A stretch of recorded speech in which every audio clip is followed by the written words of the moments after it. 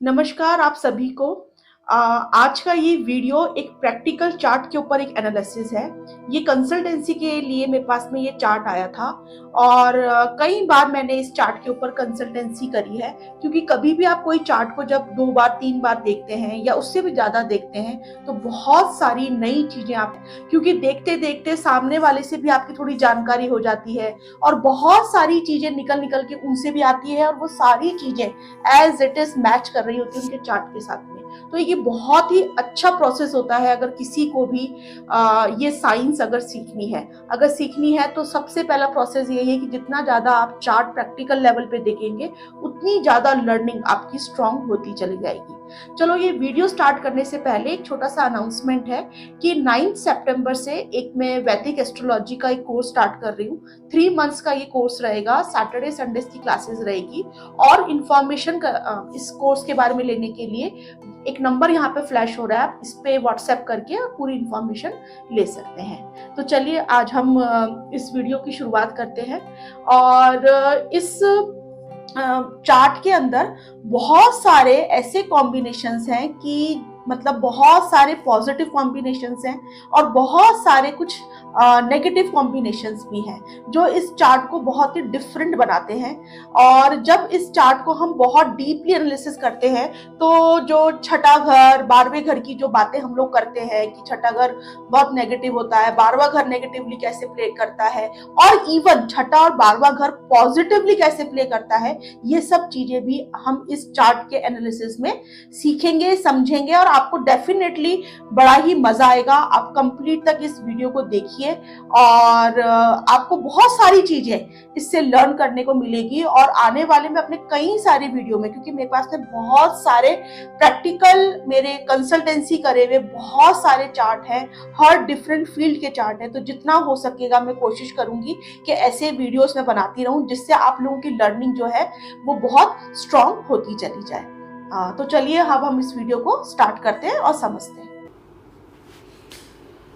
चलिए अब आज हम इस जो चार्ट को डिस्कस करने जा रहे हैं और पहले इस चार्ट को हम ड्रॉ कर लेते हैं। ये चार्ट जो है ये जेमिनी लगन का चार्ट है और मैं यहाँ पर आप लोगों के साथ में टाइम वगैरह इसलिए शो नहीं कर रही हूँ क्योंकि ये किसी की पर्सनल चीज़ें होती हैं जो आपको पब्लिकली नहीं वो करनी चाहिए, इसलिए मैं अपने हाथ से इसको ड्रॉ कर रही हूँ। और हाथ से थोड़ा बहुत मेरी राइटिंग इधर उधर जाएगी क्योंकि मेरे को इतनी प्रैक्टिस नहीं है इस पर काम करने की, तो आप प्लीज़ इसको माइंड मत करिएगा। ये जेमिनी लगन का चार्ट है, मिथुन लग्न का। पहले हम चार्ट को ड्रॉ कर लेते हैं। सारे प्लैनेट्स इसमें हम पहले बिठा देते हैं, फिर हम एक एक चीज़ इसको आराम से समझेंगे और आपको बड़ा इंटरेस्ट आएगा कि कितनी पावरफुली ये साइंस काम करती है और कितनी डीपर लेवल पे जाके ये साइंस हमें कितनी सारी चीज़ें बताती है। तो मैंने बताया ये मिथुन लगन का चार्ट है और जो इसकी ग्रहों की प्लेसमेंट है, 6th हाउस में मरकरी और सैटर्न है, 5th हाउस में जुपिटर, वीनस और सूर्य है, 4th हाउस में राहु है और 10th हाउस में केतु है और 12th हाउस में मून है और मार्स है। तो ये तो सारे प्लैनेटरी सारी प्लेसमेंट्स है इस चार्ट की। ये एक फीमेल का चार्ट है और इनकी एज अराउंड 65 कुछ है, ठीक है। और अभी इनकी 2000 अभी से हम शुरुआत करते हैं, फिर पीछे की भी कुछ चीज़ें यहाँ पे पॉइंट्स हम लेंगे इस चार्ट के अंदर। तो 2015 से इनकी मरकरी की महादशा स्टार्ट हुई, ठीक है। अब आप देखेंगे अगर तो लग्न लॉर्ड जो है वो मरकरी है, वो जाके छठे घर में बैठ गया है। तो पहली बात तो कि छठा घर बीमारियों का है, रोग का है, ऑब्स्टेकल्स का है, डेब्ट्स का है, लोन्स का है, बहुत सारी चीज़ों का है। तो छठा घर मतलब लग्न जब छठे घर में गया तो ये बात तो क्लियर होती है कि जो यहाँ पे जो नेटिव की जो फिज़िकल बॉडी है वो कहीं ना कहीं किसी डिजीज़ से उसको कोई ना कोई उसके वहाँ पर उस एरिया में उसके बहुत सारी एनर्जी उसकी लाइफ में जाएगी। ये भी है एक। और दूसरी चीज़, अगर क्योंकि ये फीमेल हैं और ये हाउसवाइफ रही हैं, इन्होंने कभी भी कुछ काम नहीं करा है कोई ऑफिस वगैरह का, ये प्रोफेशनली कभी कुछ काम नहीं करा है। अगर यहाँ पे ये कुछ प्रोफेशनली कर रही होती तो ज़रूरी नहीं है कि इनको बहुत सारी डिजीज़ रहती, तो वो कई सारी चीज़ें इनकी नेगलेक्ट हो जाती, क्योंकि छठा घर आपके डेली रूटीन, आपका ऑफिस रोज़ जाके कहीं काम करने का भी होता है। लेकिन ये पूरी तरीके से हाउसवाइफ हैं। तो 2015 से इनको तो डिज़ीज़ पहले से भी रही है, उसकी भी हम बात करेंगे, लेकिन 2015 के बाद से इनके हस्बैंड को काफ़ी सारी बीमारियां रहने लग गई। और बीमारी भी इनके हस्बैंड को सारी नर्व से रिलेटेड है, क्योंकि यहाँ पे आप देख रहे हैं मरकरी का इन्वॉल्वमेंट है। तो आप सोचेंगे कि फर्स्ट हाउस और छठे घर में हस्बैंड का क्या इसमें इन्वॉल्वमेंट है।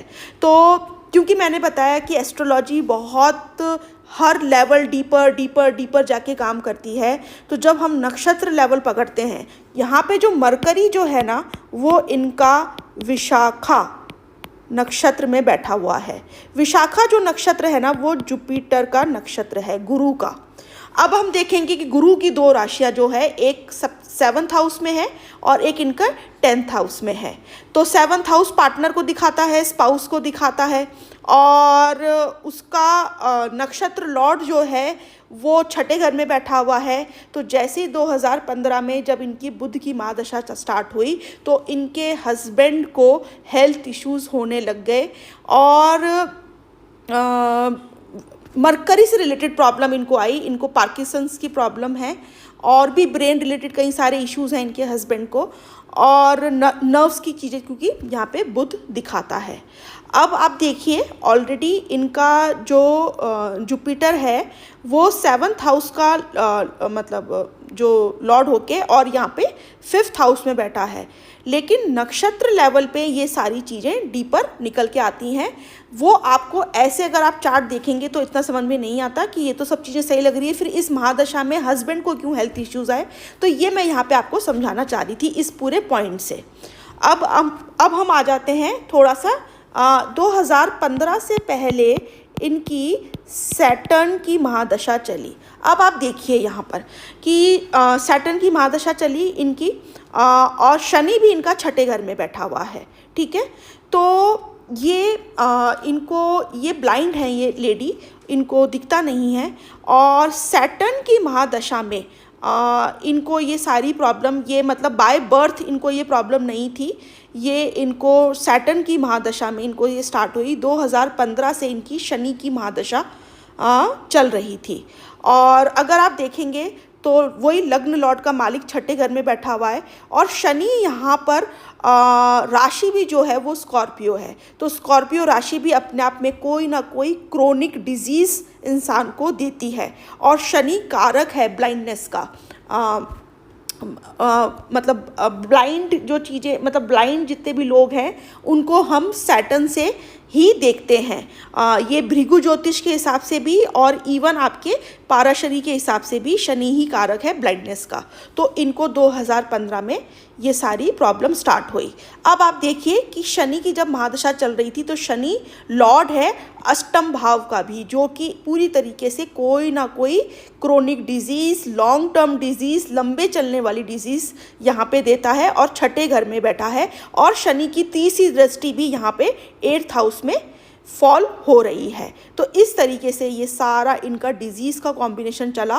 और आप देखिए कि इस नेटिव की कितनी लंबी महादशाएं छठे घर की ही चली है। पहले शनि की महादशा आ गई, फिर उसके बाद में 18 साल की इनकी, 19 साल की शनि, फिर 18 साल की इनकी बुध की महादशा। तो मेजर टाइम पीरियड इनके छठे घर की चीज़ों का ही हुआ।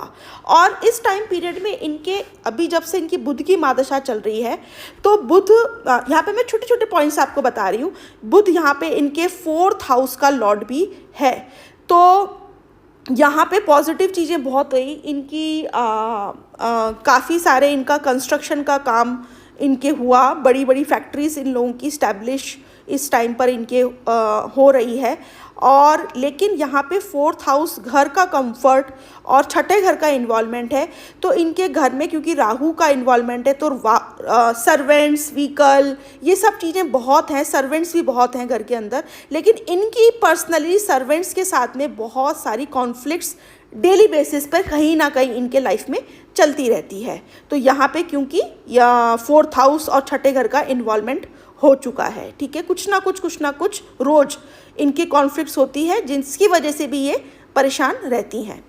फिर उसके बाद में अब हम आते हैं इनके पंचम भाव के ऊपर। अब आप देखिए इनका पंचम भाव बहुत ही स्ट्रांग है, बहुत ही पॉजिटिव है। पंचम भाव का मालिक वीनस शुक्र इनके पंचम भाव में ही बैठा हुआ है और ये तीनों जो इनके प्लैनेट्स हैं ये तीनों राहु के नक्षत्र में है, स्वाति नक्षत्र में, ठीक है। तो स्वाति नक्षत्र अगर आप सभी को पता हो तो वायु का नक्षत्र है और इनके 7th हाउस का लॉर्ड जो है गुरु। तो इनके जो हस्बैंड थे वो काफ़ी बड़ी पोस्ट पे थे, गवर्नमेंट पोस्ट पर, और उन्होंने बहुत सारे मतलब ये जो अपना एयरपोर्ट्स, क्योंकि इंजीनियर थे वो, ब्रिज, एयरपोर्ट और बस अड्डे, मतलब जो भी मूवमेंट वाली वायु तत्व की जितनी भी चीज़ें हैं, इधर से उधर ट्रैवलिंग, ये सब चीज़ें उनकी लाइफ में बहुत ज़्यादा रही और वो बहुत बड़ी पोस्ट पे थे। क्योंकि स्वाति नक्षत्र अपने आप में किसी बड़े डिप्लोमेट को दिखाता है, किसी ब्यूरोक्रेसी को दिखाता है, एक हायर पोस्ट को दिखाता है। इवन यहाँ पे सूर्य इनका डेबिलेटेड है, जो अभी मैं आगे आऊँगी, जो इनका ब्लाइंडनेस का कारक है वो भी हम समझेंगे। लेकिन इनके जो फादर थे उनकी भी, क्योंकि पंचम भाव और 7वीं राशि कहीं ना कहीं एलिगेंसी को दिखाती है, आपके बड़े हाई कॉन्टैक्ट्स को दिखाती है, अच्छे लोगों में उठने बैठने को दिखाती है। तो इनके फादर की भी जो प्रोफाइल थी वो काफ़ी हाई प्रोफाइल के वो रहे अपने टाइम पर। अब इनका पंचम भाव का मालिक पंचम में बैठा हुआ है, तो बच्चों से ये बहुत ब्लेस्ड हैं। इनके बच्चे इनके लिए बहुत ज़्यादा, इनके लिए मतलब इन पे जान देते हैं अपनी, इनकी बहुत अच्छे से इनका टेक केयर करते हैं। और वीनस मतलब इनके बच्चों को, क्योंकि पंचम भाव और स्वाति नक्षत्र है ना कहीं म्यूज़िक को भी दिखाता है। मैं बार बार आपको यहाँ पे बहुत छोटी छोटी चीज़ें दिखा रही हूँ कि कैसे एक चार्ट काम कर रहा होता है हर लेवल के ऊपर। तो वीनस भी राहु के नक्षत्र में है और इवन सारे ही प्लैनेट्स राहु के नक्षत्र में है। तो राहु स्वाति नक्षत्र जो है वो म्यूज़िक को, क्योंकि इसकी जो देवी हैं वो सरस्वती हैं और म्यूज़िक का ऐसे लोगों को बड़ा ही शौक़ होता है। तो इनका जो बड़ा बेटे हैं जो, उनको म्यूज़िक का बहुत डीप सेंस है और जो एक ओरिजिनल म्यूज़िक होता है वो सुनना, उस पर रिसर्च करना, मतलब बहुत ज़्यादा उनको इन चीज़ों का शौक़ है। इनके बच्चे बहुत क्रिएटिव है, अपनी क्रिएटिविटी से इन्होंने पूरा एक अपना एम्पायर एक खड़ा किया है। क्योंकि पंचम भाव कुछ ना कुछ नई चीज़ों पे काम करने का और कुछ अच्छे प्लेटफॉर्म पे आके कुछ ना, क्योंकि वीनस की राशि है तो यहाँ पे सारा इन्वॉल्वमेंट जो बच्चों का काम का है वो कहीं ना कहीं शुक्र से रिलेटेड चीज़ों का है, डिज़ाइनिंग का है, ज्वेलरी का है, म्यूज़िक का बड़ा शौक़ है। तो ये सारी चीज़ें पंचम भाव की, इनकी पंचम भाव इनका बहुत ही अच्छा है यहाँ पर। फिर अब हम बात करते हैं इनके 12वें घर की। अब आप देखिए कि ब्लाइंडनेस के कितने सारे इनके कॉम्बिनेशंस इनके चार्ट में बन रहे हैं। यहाँ पे 2nd हाउस का लॉर्ड जो है चंद्रमा, वो जाके 12वें घर में बैठ गया है मंगल के साथ में, मैलेफिक प्लैनेट्स के साथ में। फिर इनको चंद्रमा को कितने सारे मैलेफिक प्लैनेट्स देख रहे हैं। यहाँ से शनि देख रहा है चंद्रमा को 7म भाव, 7म दृष्टि से। फिर राहु 9वीं दृष्टि से चंद्रमा को देख रहा है।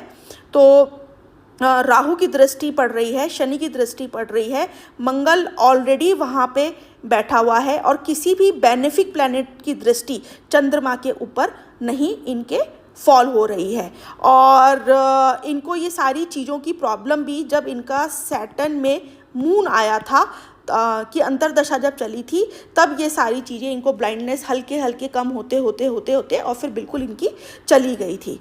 और अब देखिए यहाँ पे जो मंगल है वो कहीं ना कहीं आपके ब्रदर्स को भी दिखाता है। तो इनके ब्रदर्स का पूरा काम फॉरेन में रहा, क्योंकि टॉरस जो राशि है, 2 नंबर की जो राशि है वो रिसोर्सेस की राशि है, फाइनेंसेस की राशि है, पैसे की राशि है। तो इनके फैमिली की इनकम पूरी तरीके से फॉरेन में रही है। इनके बच्चों का काम भी फॉरेन में है, इनके ब्रदर का भी काम भी फॉरेन में है। इनके पूरे फैमिली रिसोर्सेस पूरी तरीके से और बहुत स्ट्रांगली यहाँ पे टॉरस राशि ने फॉरेन के साथ में इस चीज़ों का इन्वॉल्वमेंट रखा है।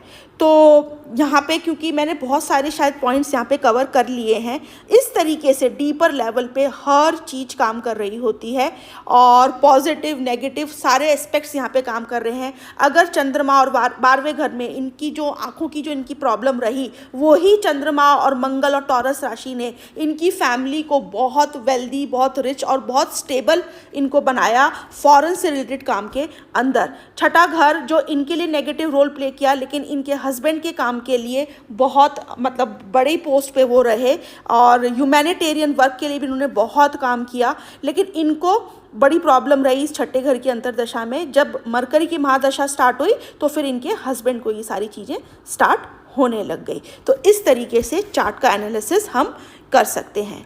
Thank you so much.